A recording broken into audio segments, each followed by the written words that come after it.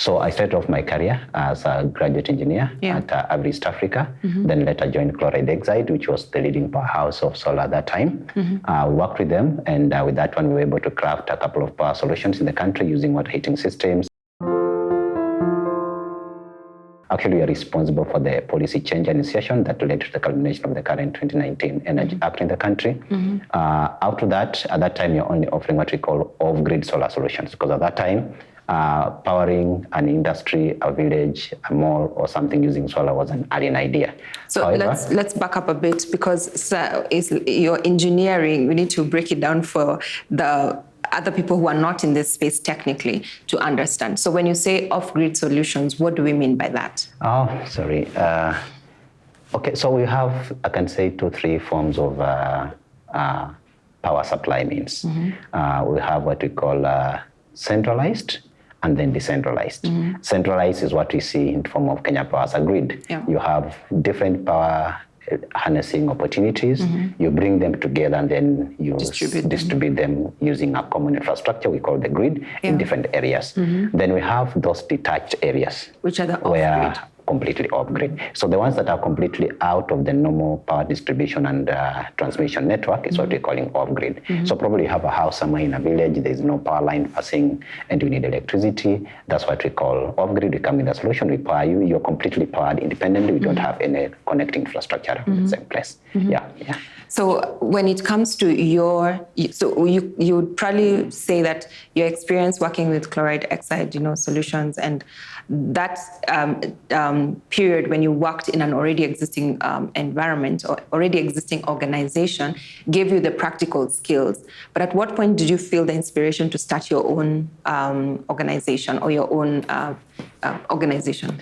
Well, fast forward to 2014, as I mentioned earlier, the dominant product of that time was an off-grid solution. So we are coming around to solve very, very small challenges that were basically giving people electricity they didn't have, but also giving those people electricity where blackouts were common. I think I remember during that time, the network for power supply was still very, very poor, poorer than what we're experiencing right now. So the aspect of giving people continuous electricity, avoiding having to buy generators and fueling them all the time fell on us in form of solar power solutions on off-grid support as a backup solution. However, we realized that as you're doing so, the cost of electricity, even from the solar systems, are also quite expensive. And at the same time, the people who are connected on the grid part, these factories, industries, even homes, were still paying high bills.